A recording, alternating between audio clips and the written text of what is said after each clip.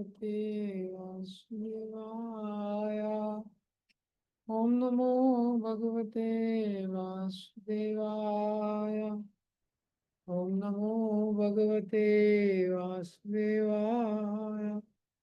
नारायणं नमस्कृत्यं नरं चैव नरोत्तमं देवीं सरस्वतीं व्यासं ततो जयमुदीरये।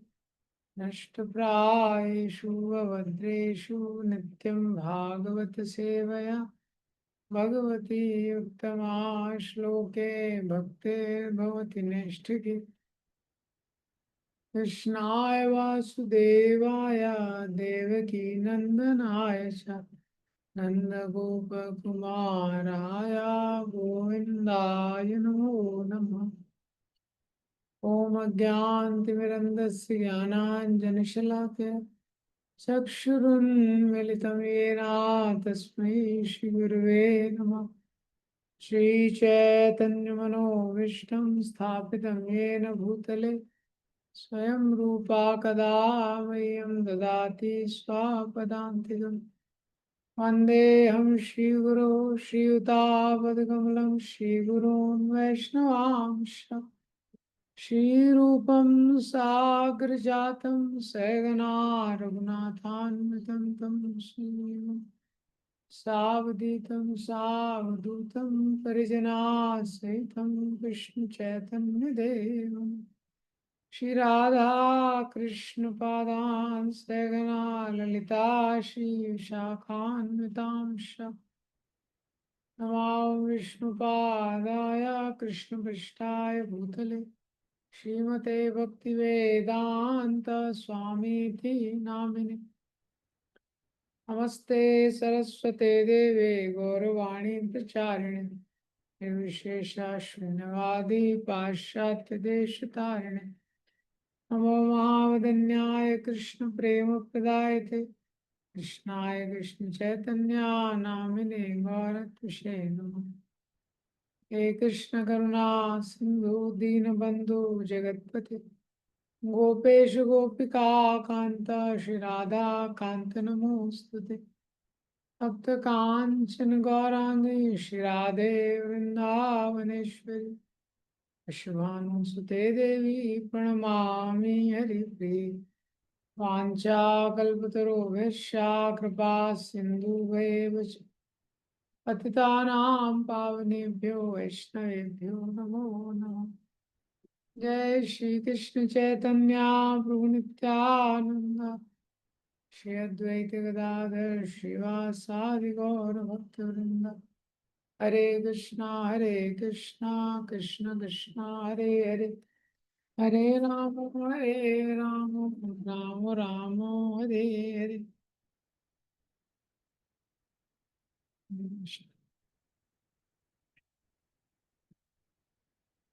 तो श्रीमद् भगवद गीता का 3.31 32 कल हम लोगों ने देखा था।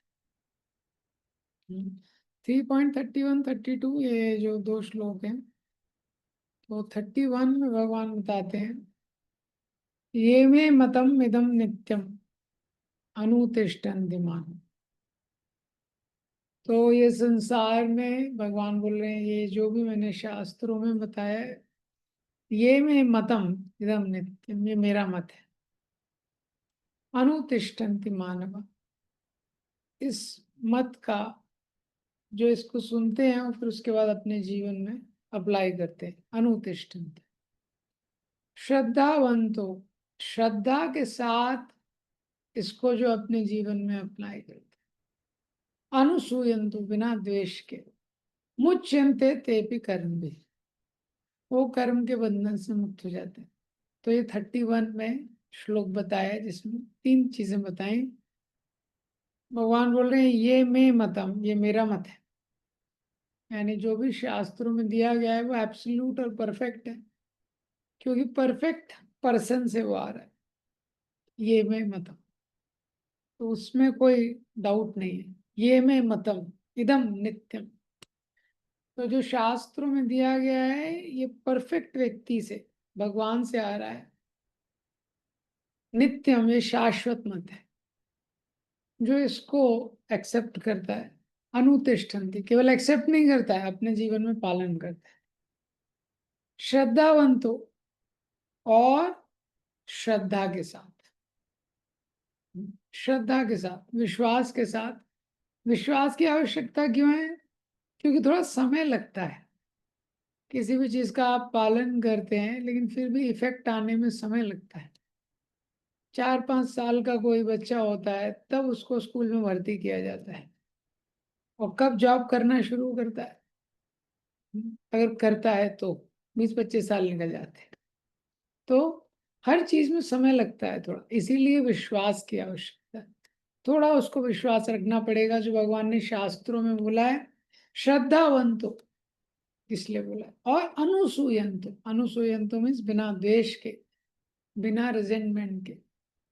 कई बार शास्त्रों में जो चीज रहती है, कई बार उसके प्रति रिजेंटमेंट हो जाता है, हृदय में द्वेष हो जाता है।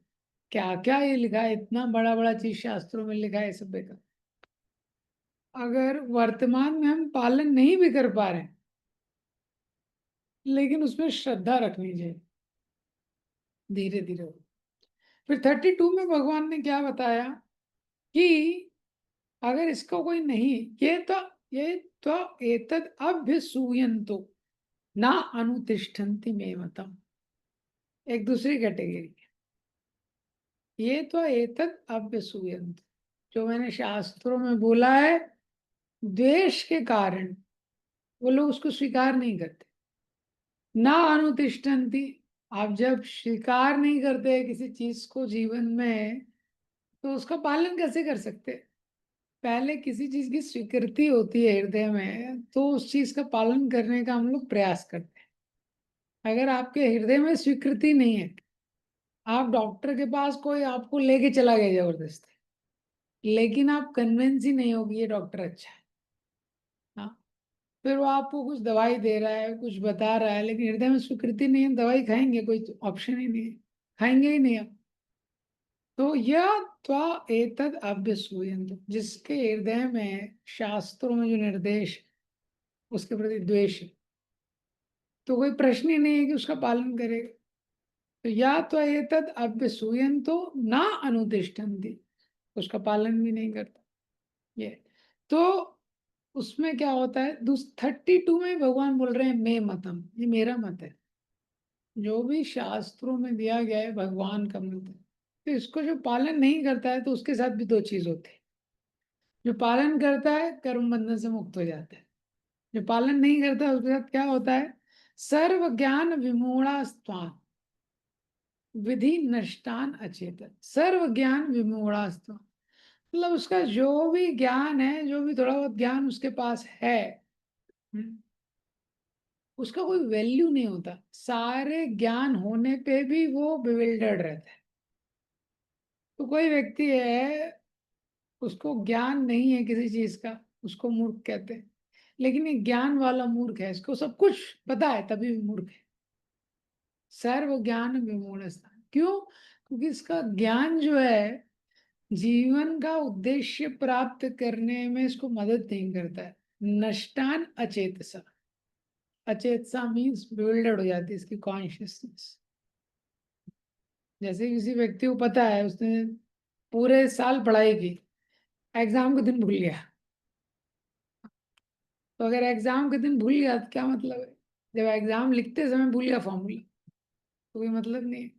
सर्व ज्ञान विमूढ़ता, हाँ, इसी तरह ये जो व्यक्ति है ज्ञान का एप्लीकेशन नहीं कर पाएगा जिसके लिए प्राप्त कर, तो मतलब नहीं है। जैसे कृष्ण और सुदामा को सांदीपनी मुनि ने आशीर्वाद दिया था, उनकी सेवा से प्रसन्न हो गए। क्या आशीर्वाद दिया था? The knowledge will remain ever fresh for you, ये जो ज्ञान तुमने मेरे से लिया है, ये हमेशा तुम्हारे चित्त में फ्रेश रहे, ऐसा। तो 3.31-32 में भगवान ने दो चीजें बताई।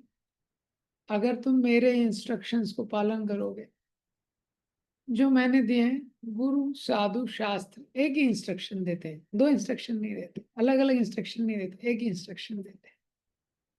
तो कोई व्यक्ति अपने जीवन में गुरु साधु शास्त्र के आदेशों को पालन करेगा तो क्या होगा? एक। दूसरे श्लोक में बताया कोई पालन नहीं करेगा तो क्या? तो एक तरफ क्या है? सफलता है, सक्सेस है। क्या सफलता है? कि कर्म बंधन से व्यक्ति मुक्त हो जाएगा। दूसरी तरफ क्या है? व्यक्ति नष्ट हो जाएगा। On one hand there is success, on another hand there is renunciation. ये व्यक्ति क्या है? नष्ट हो जाएगा पूरी तरह से। तो एक तरफ सफलता है और दूसरी तरफ क्या है? व्यक्ति जो है उसको विधि नष्टान अचेतसा, सब प्रकार से वो जो व्यक्ति है वो नष्ट हो जाए। अब ये भगवान क्यों बता रहे हैं दो सिद्धांत? ताकि क्लैरिटी देने के लिए।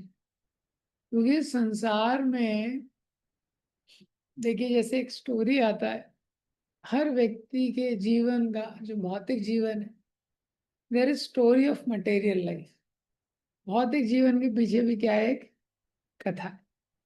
जैसे बार बार जैसे सुना है आपने स्टोरी, एक बार एक साधु एक सिटी में आता है। सिटी में आता है, बहुत लोग मिलने आते हैं, सबको आशीर्वाद दे रहा होता है। तो जब एक राजकुमार उससे मिलने आता है तो उसको वो बोलता है, जियो हुआ, बेटर यू लिव लॉन्ग, तुम्हारी लंबी आयु। फिर एक ब्रह्मचारी उसके पास मिलने आता है तो साधु बोलता है, मरोगा, बेटर यू डाई अर्ली, जल्दी मृत्यु हो जाए तो अच्छा। फिर एक, हाँ, कसाई उसके पास आता है, उसको बोलता है, माँ जीवो माँ मरो, neither you live neither you die, तुम्हारा मरना भी ठीक नहीं, जीना भी ठीक। वैष्णव उनके पास आता है तो वैष्णव को बोलते हैं, जीवो व मरो, चाहे जियो चाहे मरो एक ही है। फिर जब लोग पूछते हैं ऐसे अलग अलग वरदान का कारण, तो वो बताता है, ये जो राजकुमार है बहुत ऐश्वर्य का जिंदगी जी रहा है। राजकुमार कितना ऐश्वर्य का जिंदगी जी रहा है, इतने सारे सेवक हैं, इतना ऑपुलेंट इसका लाइफ है, इतनी सारी गाड़ियां घोड़े सब कुछ इसके पास है। तो जितना दिन जीते रहे अच्छा है, उसके बाद इसका ट्रीटमेंट होगा, क्योंकि इंद्र तृप्ति में लगा है। बाद में इसका क्या है? बहुत चिकित्सा होने वाला है ऊपर ये। और कोई ब्रह्मचारी है तो ठीक है, अभी थोड़ा कष्ट का जीवन है। हाँ, अभी थोड़ा कष्ट है, गुरु के आदेश का पालन करना है, सादा जीवन व्यतीत करना है, थोड़ा कष्ट है। लेकिन एक बार यहाँ से जाएगा तो भगवान अपने धाम में अच्छा इंतजाम करेंगे। हाँ, यहाँ पे क्योंकि मेहनत कर रहा है गुरु के मिशन को फॉलो करने के लिए, उसमें सेवा करने के लिए। और जो कसाई है वो तो यहाँ भी मुर्गा काट रहा है, तो यहाँ भी टेंशन में रहेगा। और आगे यमदूतों के पास भी इसकी चिकित्सा हो। जो वैष्णवों का जीवन है वो सबसे अच्छा है। क्यों? यहाँ भी वैष्णव भगवान की सेवा में लगे हैं, और चैतन्य महाप्रभु की कृपा से तपस्या भी बहुत ज्यादा नहीं, वैष्णव बहुत ज्यादा एक्सटर्नल तपस्या भी बहुत नहीं, ऐसी बहुत कठोर तपस्या नहीं है कि 1000 साल तक एक पांव पे खड़े रहना है, बहुत कठोर तपस्या नहीं। और इसके बाद जब भगवान के धाम जाएंगे वहां भी भगवान की सेवा में लगे रहेंगे। तो उनका जीवन है वो क्या है? सर्वश्रेष्ठ।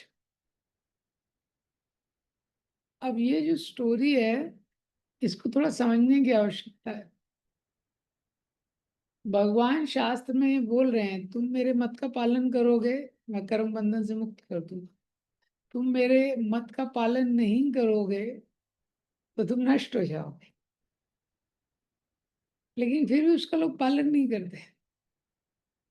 हम्म। इस संसार में इंग्लिश में एक सेइंग है, फूल्स आर एनवियस ऑफ अदर फूल्स। अगर ये चार ऑप्शन में से किसी को ऑप्शन दिया जाए, राजकुमार बनना है, हाँ, ब्रह्मचारी बनना है, कसाई बनना है, वैष्णव बनना है, ज्यादातर लोग कौन सा ऑप्शन चूज करेंगे? सबको राजकुमार बनना है। देखा है कभी प्रधानमंत्री का गाड़ी जाता है या कोई मूवी एक्टर है वो जाता है, तो कितने लोग भीड़ लगा के आ जाते हैं। तो हम लोग जैसे महाराज को, हम्म, हम लोग जिसे महाराज को लेने गए थे, भक्ति पद्म स्वरूप प्रचारक महाराज आए थे, तो हम लोग लेने गए थे। और रवि किशन जी का भी फ्लाइट था, यहाँ के सांसद है ना, उनका भी फ्लाइट था उसी दिन। तो हम लोग महाराज को रिसीव करने गए थे। अब फिर उसके बाद 4-5 गाड़ियां आई उसके साथ। तो वो सांसद भी है, वो एक्टर भी है मूवी में। तो उसको छोड़ने के लिए 4-5 गाड़ी आया था ये, छोड़ने फिर वो जैसे ही आया एयरपोर्ट का सारा स्टाफ मिलने के लिए और दर्शन के लिए। ये तो देखिए, हम लोग जो सोच रहे हैं, जो कि हम लोग हमारे मन में चल रहा है कि ये बन जाएंगे तो लाइफ अच्छा होगा, इस संसार में हर व्यक्ति ये सोच रहा है। इसीलिए कोई बहुत धनी व्यक्ति रहता है, बहुत समृद्ध व्यक्ति रहता है, तो मन में ईर्ष्या होती है और हमको लगता है हम भी वैसे रहते तो अच्छा रहता।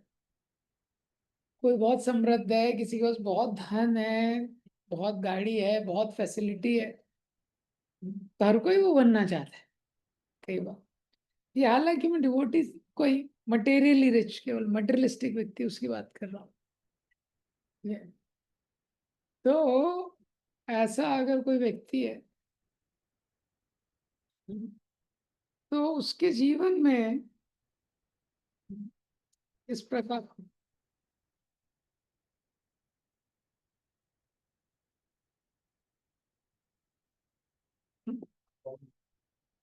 तो let me be open। तो हर कोई व्यक्ति इस संसार में जो है वो क्या है, उसको प्राप्त करना चाहता है। और जनरली संसार में जब हम देखते हैं, वो व्यक्ति देखता है कि जो व्यक्ति सिद्धांतों के आधार पर कुछ जीवन व्यतीत करने का प्रयास कर रहा है, लेकिन उसके जीवन में कुछ ज्यादा अट्रैक्टिवनेस उसको दिखता नहीं है। मैं टेम्पल में, हमारे टेम्पल में एक गोरखपुर में एक काफी बड़े जो अधिकारी हैं एडमिनिस्ट्रेशन में, तो वो आए थे, बात कर रहे थे। बात करने में जब सिद्धांत मैंने उनको डिस्कस किया कि देखिए, मैंने कहा देखिए, सुख दुख तो फिक्स है जीवन में। सुख हम बढ़ा नहीं सकते हैं और दुख कम नहीं कर सकते हैं। पैसे से सुख दुख कम नहीं होता है। ये तो ये सिद्धांत में बताने लगा, फिर तुरंत वो बोले, लेकिन पूछ, मैं तो देखता हूँ कोई व्यक्ति है, कोई ऑनेस्ट है और ईमानदार है, कुछ धर्म के सिद्धांतों का पालन कर रहा है, कुछ भी गलत काम नहीं कर रहा है, मैं देख रहा हूँ उसके लाइफ में बहुत प्रॉब्लम आ रहा है। ये उसकी लाइफ में बहुत प्रॉब्लम आ रहा है, और उसके विपरीत मैं अपनी आंखों के सामने देखता हूँ कोई व्यक्ति है, ब्लैक में मनी कमा रहा है, बहुत कुछ कर रहा है, और उसके बच्चे अच्छे स्कूल में पढ़ रहे हैं। कुछ बीमार होता है तो बेस्ट हॉस्पिटल में एडमिट होता है। ये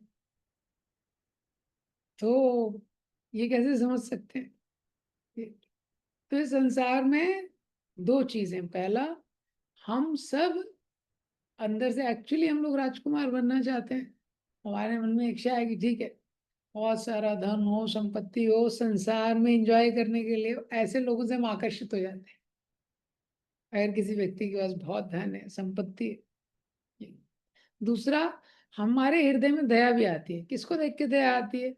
आपने देखा है कोई गरीब है, चौराहे पे भीख मांग रहा है, उसके प्रति दया आती है।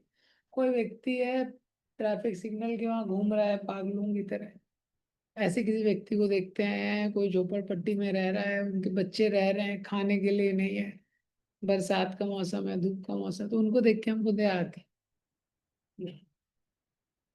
लेकिन याद रखिए, जनरली क्या है, these are the same people one stage later. यही जो व्यक्ति आज हमको दिख रहा है, जिसके पास बहुत ऐश्वर्य है, बहुत सारे धनी व्यक्ति जो धर्म के सिद्धांतों की बिना परवाह किए कुछ भी करने रेडी है। हाँ, और बहुत धन कमा रहे हैं। एक स्टेज के बाद यही ये लोग बनते हैं। हाँ, जिनके प्रति हमको दया आ रही है ना, ये वही लोग हैं। जो अभी धनी दिख रहा है, बहुत समृद्ध दिख रहा है, हाँ, just one stage later, just कुछ सालों का बात है। हम्म, तो वो लोग वही बनते हैं। क्यों? क्योंकि धन का हम दुरुपयोग करते हैं, गलत तरीके से धन कमाते हैं। तो ये मैंने क्यों बताया, ये सिद्धांत तो क्या होता है, हम अपनी आंखों के द्वारा देख नहीं पाते। हम लोगों को जो वर्तमान में दिखता है ना, वही सब कुछ लगता है, वही नहीं है। हाँ, ये वर्तमान में जो जीवन है, बहुत थोड़ा जीवन है। हाँ, इसके बाद बहुत कुछ वेट कर रहा है। Every moment of human life is accounted for. मनुष्य जन्म का एक एक मोमेंट अकाउंटेड होता है। तो हम लोगों ने जो भी पिछले जन्म जो भी का पाप हुए हैं, भगवान उसका टोकन रिएक्शन हमको देते हैं। वो टोकन रिएक्शन ही देखिए इतना हैवी होता है, हमको टेंशन हो जाती है। हाँ, भक्त बनने के बाद भी जो चल रहा है। इसी तरह एक एक मोमेंट जो भक्ति में हम लोग कर रहे हैं, उसका भी एक्शन मिलेगा। तो पेशेंस रखने की आवश्यकता है, भगवान देंगे। ये जो भक्ति हम लोग कर रहे हैं, इसका भी एक एक क्षण का भगवान देंगे। ये इसीलिए भगवान ने दो श्लोक बोले हैं, ताकि भौतिक संसार के प्रलोभनों से हम आकर्षित ना हो। क्यों? क्योंकि वन स्टेज लेटर उनकी क्या हालत होने वाली है। जो केवल मटेरियल एंजॉयमेंट लगा है, हम कल्पना भी नहीं कर सकते। इसीलिए राजकुमार को वरदान दिया, जियोगा, जीते रहो जितने दिन जीना है, उसके बाद तुम्हारा बहुत चिकित्सा होना है। ये हाँ, तो इसीलिए रामानंद राय से जब चैतन्य महाप्रभु ने बोला इस संसार में सबसे बड़ा यश क्या है, उन्होंने बोला भगवान का भक्त बनना सबसे बड़ा यश है। स्थायी। हम्म। इसलिए हमको वैष्णव बनने के लिए ही ट्राई करना चाहिए। डोंट जज the book by its cover. नहीं तो क्या है, कवर देख के कोई व्यक्ति बुक ले लेता है, बाकी अंदर बुक के अंदर कुछ और ही है। इसी तरह इस संसार में बाहरी रूप से कुछ देखते हैं, आकर्षण हो जाता है, ये बाद में वो चीज नहीं रहती। इसीलिए जीवन में जितना हम लोग शास्त्र के आधार पे चलेंगे, इसीलिए दो श्लोक बोले गए 31 और 32। We have to choose in life based on faith on scriptures. आप इसमें विश्वास रख के चुनिए। बार बार भगवान क्यों बोल रहे हैं विश्वास रखिए? क्यों? क्योंकि विश्वास की आवश्यकता है, रिजल्ट में थोड़ा समय लगता है। हाँ, थोड़ा उसके मैनिफेस्ट, इसलिए आप विश्वास रखिए। इसके विपरीत क्या होगा, अगर हम विश्वास नहीं रखेंगे, तो जो इमीडिएट में हमको अच्छा समझ में आ रहा है, तो या तो अपने अनुभव के अनुसार डिसीजन लेंगे, और दूसरा या तो अपने बुद्धि के आधार। लेकिन अनुभव के आधार पे डिसीजन लेंगे या बुद्धि के आधार पे, तो सुख की जगह दुख बहुत ज्यादा मिलेगा। छठवें स्कंद में आगे भगवान एक्सप्लेन करेंगे, सुखम आत्यंतिकम यत्तत् बुद्धिग्राह्यम अतीन्द्रियम। योगी के बारे में बताया जा रहा है, सुखम आत्यंतिकम। हमको जो भगवान सुख देना चाहते हैं, वो इतना अनलिमिटेड है, इतना असीमित है। बुद्धि ग्राह्यम अतीन्द्रिय, वो बुद्धियों के परे है, हमारी बुद्धि के परे है, हमारे इंद्रियों के परे है। लेकिन अगर हम भगवान पर विश्वास नहीं रखेंगे, तो फिर क्या है, हम ये जो इंद्रियों के द्वारा मिलने वाला छोटा सा सुख है, इसी में जीवन भर लगे रहेंगे। फिर क्या होगा, बार बार साइकिल रिपीट करेंगे। और इसमें क्या है, सुख कम है, दुख बहुत ज्यादा है। हाँ, ऐसा नहीं कि सुख नहीं है। एक लेक्चर में बताते हैं, 50 पैसे भगवान हमको त्याग करने बोल रहे हैं। हाँ, और 10 करोड़ का चेक भगवान देने के लिए रेडी है। भगवान बोल रहे हैं लेकिन ये 50 पैसे को छोड़ दो। लेकिन जीव क्या है, वो 50 पैसे को पकड़ के रखता है, वो छोड़ता नहीं उसको। तो 50 पैसे को पकड़े रहने से क्या मिस हो रहा है, 10 करोड़ का चेक उसका मिस हो रहा है। ये इसीलिए आध्यात्मिक जीवन में विश्वास की आवश्यकता है। हम विश्वास रखते हैं भगवान के ऊपर, भगवान के शुद्ध भक्तों के ऊपर। हम्म।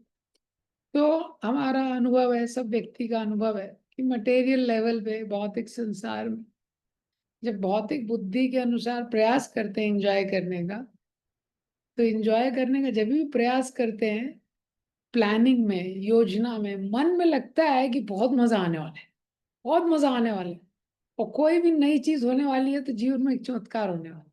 हाँ, व्यक्ति के घर में एक नया स्कूटर भी आता है तो उसके मन में क्या लगता है कि नया स्कूटर आते ही बहुत बड़ा जीवन में क्या होने वाला है, चमत्कार होने वाला है। ये उसके मन में चल रहा है। और माइंड उसको इतना फैंटेसाइज करता है, जैसे ही वो चीज आती है, जितना इररेजिस्टिबल अट्रैक्शन था उसके प्रति, लेकिन जब वो प्राप्त होती है, देखते उसमें कोई मजा नहीं है, खाली है। दूसरा क्या होता है, इस संसार का स्वभाव क्या है, इस संसार में आप कुछ भी प्राप्त कर लीजिए भौतिक स्तर पे, दो चीज होती है। पहला, इनसफिशिएंट। भौतिक स्तर पे आपने जो भी प्राप्त किया, जैसे ही आप उसको प्राप्त करते हैं, जैसे ही प्राप्त करते हैं, तुरंत फीलिंग आती है। मैं जब प्राप्त करने का प्रयास कर रहा था तो लग रहा था कुछ मिलेगा, लेकिन प्राप्त कर लिया, ये तो कुछ स्पेशल नहीं है जो मैंने प्राप्त किया, ये कुछ स्पेशल चीज प्राप्त नहीं हुई मुझे, तुरंत। और जैसे ही कोई चीज प्राप्त होती है तो मन बोलता है इससे और अट्रैक्टिव चीज है मार्केट में, उसके लिए ट्राई करो। ये तो फिर क्या होता है, साइकिल चलती जाती है। हर व्यक्ति जो है उससे संतुष्ट नहीं है, जो नहीं है उसके लिए प्रयास कर। ये क्या होता है, बुद्धि के स्तर पर। दूसरा, मन में हमेशा भय बना रहता है। भयम द्वितीय अभिनिवेशता स्यात्, ये भौतिक संसार का स्वभाव। हमेशा भय बना रहता है। कोई बहुत अच्छी चीज आपको प्राप्त हो गई, लेकिन भय रहता है कोई ले ना ले। एप्पल का आईफोन किसी को, किसी के पास है, लेकिन क्या है, 10 मिनट भी इधर उधर हो गया उसको टेंशन रहता है, गायब तो नहीं। हाँ, ट्रेन में ही है, ट्रेन में वो जा रहा है, उसके मन में हमेशा चिंता बनी रहती है। क्या उसके मन में चिंता बनी है कि जो भी चीज है मेरे पास है, हम्म, कोई भी इसको हम्म, कोई भी इसको छीन सकता है, किसी भी क्षण पे इसको छीन सकता है। तो ये भौतिक चीज का दूसरा दूसरा स्वभाव है। ये- वो क्या रहता है, इनसफिशिएंट रहता है, इनसिक्योरिटी, अपर्याप्त रहता है। और मन में क्या है, व्यक्ति के चिंता बनी रहती है। जैसे इस संसार में, तो ये आप किसी भी चीज में इसको लगा सकते हैं। अपने एप्पल का आईफोन या अपनी नई गाड़ी, जिसने बहुत कॉस्टली नई गाड़ी ले ली, उसने ऑडी ले ली, तो उसको कितना मन में उसका टेंशन है। गाड़ी में रोज वो गाड़ी का कम से कम 3 बार तो दर्शन करता है, स्क्रैच तो नहीं लग गया। स्क्रैच लग गया ये भी उसको बहुत कष्ट होता है। क्यों, भौतिक चीज का स्वभाव। कोई व्यक्ति है जिससे वहाँ किसी से विवाह करना चाहता है, कुछ करना, उसके साथ उसका विवाह हो गया, फिर भी माइंड में टेंशन। फिर दूसरा स्वभाव है भौतिक संसार का। जो भी व्यक्ति को प्राप्त होता है, उसके मन में क्या चल रहा है, किसी भी क्षण इसको कोई ले सकता है, क्योंकि हमारी शक्ति के beyond, the powers beyond our control, हमारे नियंत्रण के बियॉन्ड इस संसार में जो शक्तियां हैं, कुछ नहीं कर सकते। तो ये दूसरा चीज है। इसलिए भगवान ने भगवत गीता के 3.31-32 श्लोक में बताया, ये तो एतत् तप्य सूयंतो ना अनुतिष्ठन्ति मान।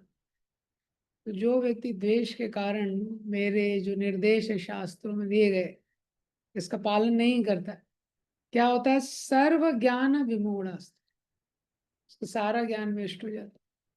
विधि नष्टान अचेतसा, और उसकी जो कॉन्शियसनेस है वो मिसडायरेक्ट हो जाती है। इसका मतलब क्या है, ज्ञान का उद्देश्य है, ज्ञान का क्या उद्देश्य है, ज्ञान का उद्देश्य है कि हमारी जो चेतना है वो भगवत उन्मुख होनी चाहिए। हाँ, किसी व्यक्ति को, जी जी, सामने पाँच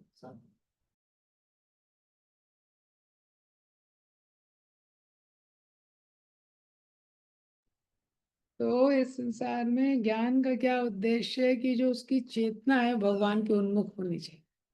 लेकिन भगवान यहाँ पे क्या बता रहे हैं, विधि नष्टान अचेतसम, कि ऐसा जो व्यक्ति है उसकी कॉन्शियसनेस क्या है, वो मिसडायरेक्टेड हो जाएगी। मिसडायरेक्टेड कॉन्शियसनेस का मतलब क्या है?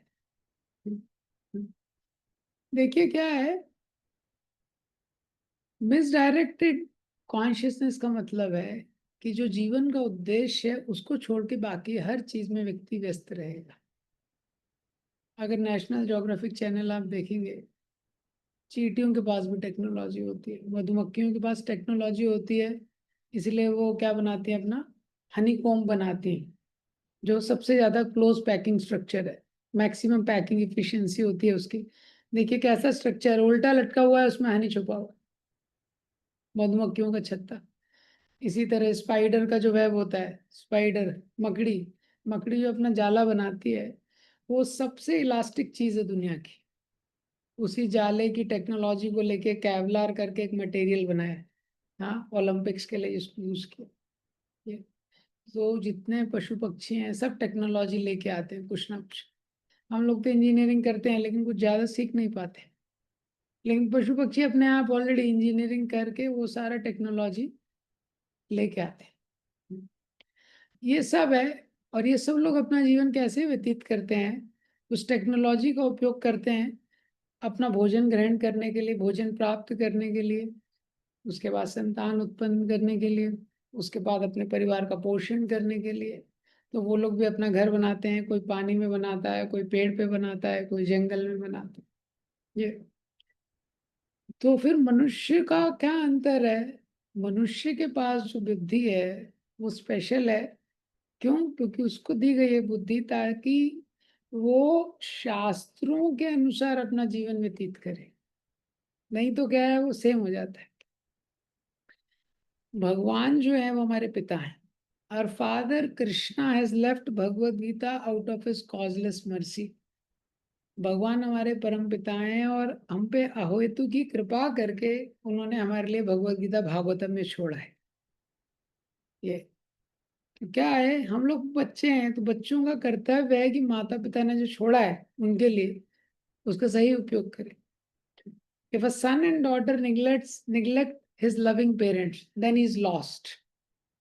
तो अगर कोई किसी की संतान है, माता पिता के जो बच्चे हैं, वो ध्यान नहीं देते कि माता पिता ने हमारे लिए क्या छोड़ा, तो क्या हो जाता है, वो लॉस्ट हो जाता है। इसी तरह भगवान बता रहे हैं, मैंने तुमको ज्ञान दिया है, सिद्धांत बताया है, अगर तुम इसको वैल्यू नहीं करोगे तो इस संसार में तुम लॉस्ट हो जाओ। इस संसार में तुम लॉस्ट हो जाओ। तो भौतिक संसार में तुम बहुत कुछ भी प्राप्त कर लोगे, तो क्या है, केवल मटेरियल प्लेजर का क्वालिटी चेंज होता है। हाँ, कोई भी चीज रहती है, आप उसके लिए ज्यादा ज्यादा पैसा दीजिए, आपको वो और रिफाइन मिलेगी। तो मटेरियल प्लेजर का क्वालिटी चेंज होता है, लेकिन उसमें सेटिस्फेक्शन नहीं मिलता है। जैसे खीर बनाना है आपको, तो हाँ, चावल बॉईल कर दिया, उसमें दूध चीनी डाल दिया तो भी खीर बन जाएगी। दूसरा तरीका खीर बनाने का, चावल को दूध में डाल के बॉईल किया आपने, तो खीर का अलग टेस्ट आएगा। उसके बाद दूध को और एकदम कंडेंस करके आपने खीर बनाया, तो और उसमें टेस्ट आएगा। फिर उसमें अगर आप केसर डालेंगे, ड्राई फ्रूट डालेंगे, तो और खीर ही है। वो चारों चीज खीर है, लेकिन क्या है, उसका टेस्ट बढ़ जाएगा। हाँ, उसका टेस्ट बढ़ जाएगा। लेकिन फिर भी ये जो मटेरियल लेवल पे जो हमको टेस्ट मिलता है, ये देखो क्या अगर व्यक्ति के संतुष्ट नहीं करता। इसीलिए भगवान बार बार ये सिद्धांत 3.31-32 में बता रहे हैं कि इसका पालन करो। अब 3.32 के बाद 33 जो श्लोक है, इसको आज स्टार्ट करते हैं। आज कंप्लीट नहीं हो पाएगा, कल कर। सदृशं चेष्टते स्वस्या प्रकृते ज्ञानवानपि प्रकृतिं यान्ति भूतानि निग्रहं किं करिष्यति।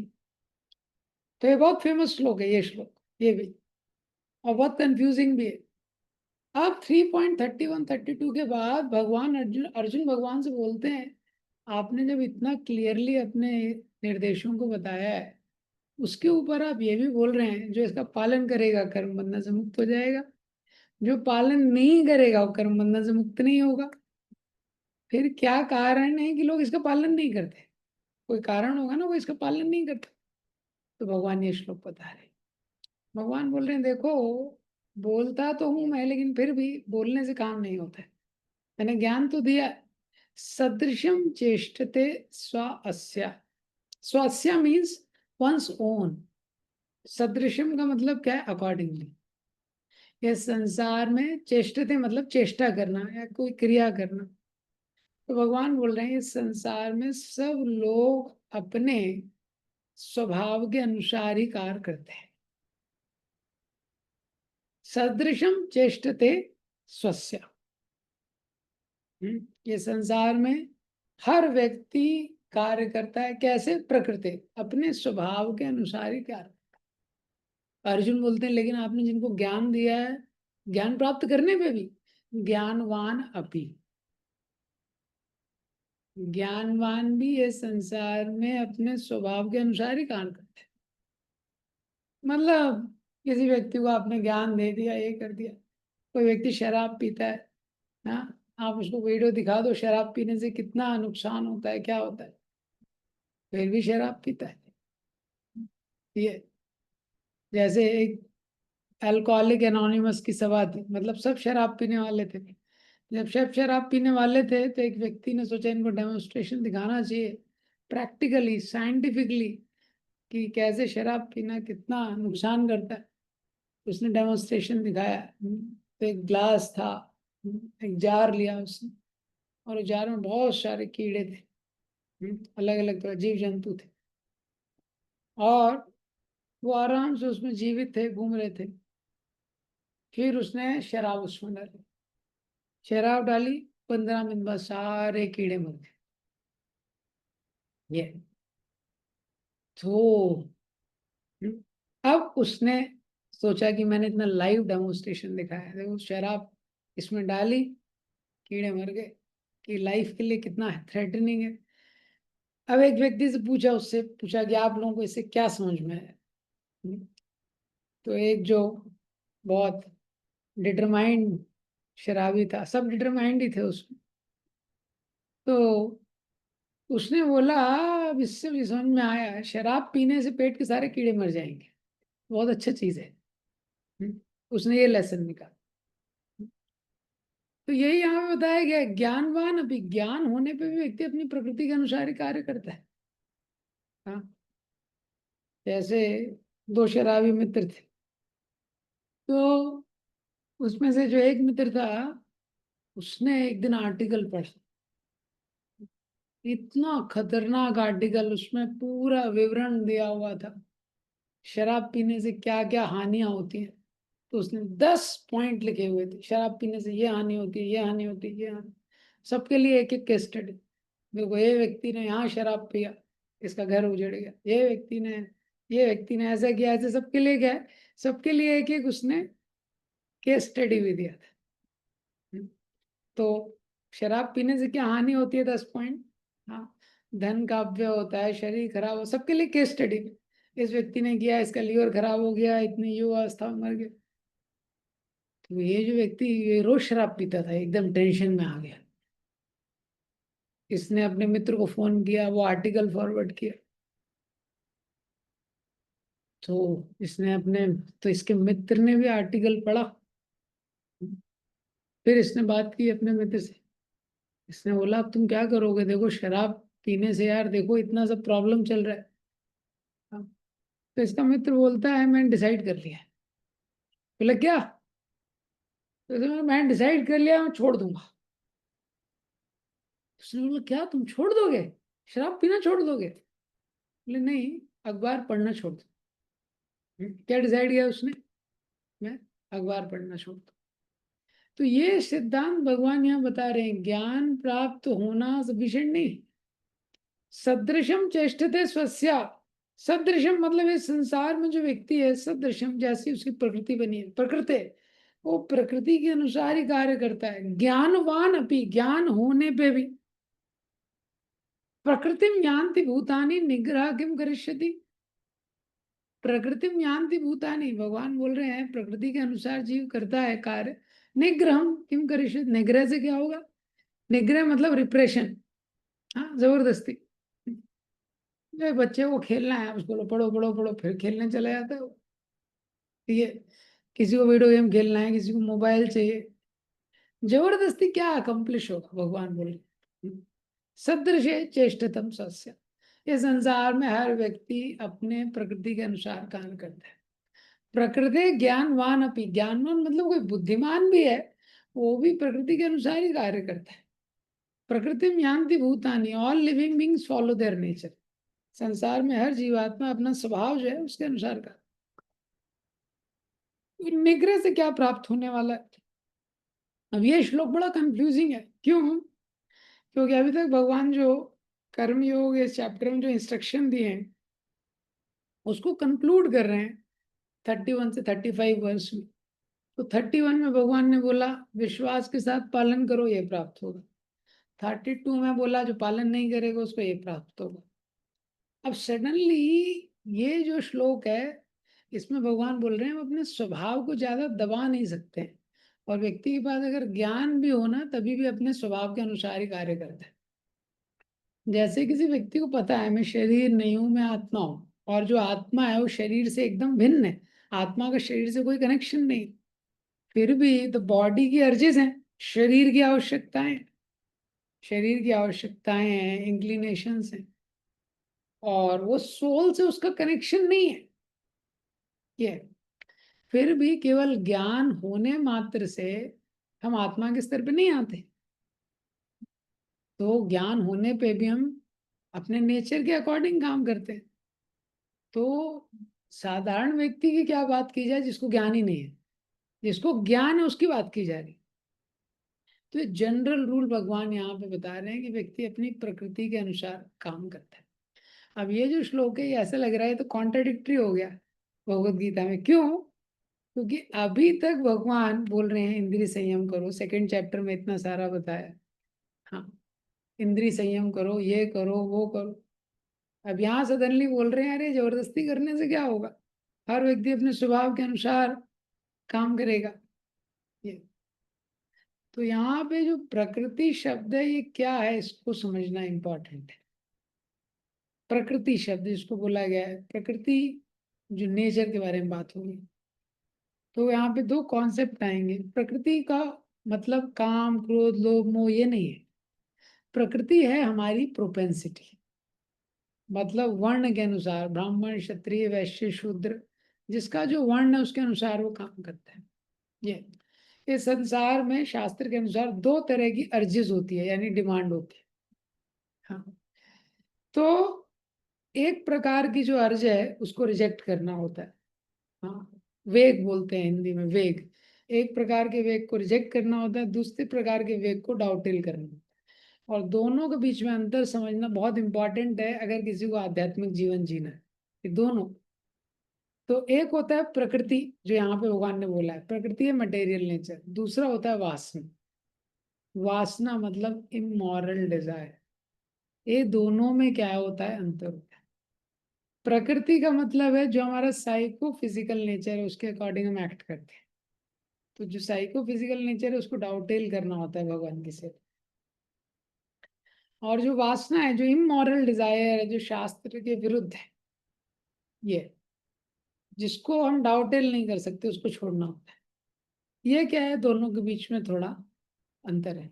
तो कल कल और थोड़ा इस श्लोक पर डिस्कशन करेंगे, ये क्योंकि हाफ, तो इसलिए ये श्लोक इसलिए थोड़ा कंफ्यूजिंग हो जाता है कि भगवान ने इतनी जगह बोला है सेकेंड चैप्टर पे इंद्रियों में नियंत्रण करो, इंद्रियों का निग्रह करो, ये अब सडनली भगवान बोल रहे हैं जबरदस्ती करने से क्या होगा। तो ये किस चीज को भगवान बोल रहे हैं, किस चीज को भगवान की सेवा में लगा सकते हैं, जिसको प्रकृति बोला है यानी मटेरियल नेचर, और वासना मतलब मटेरियल डिजायर, इन दोनों में जो अंतर है। तो इसके आगे कल डिस्कस करेंगे। किसी का कोई क्वेश्चन है या कमेंट है?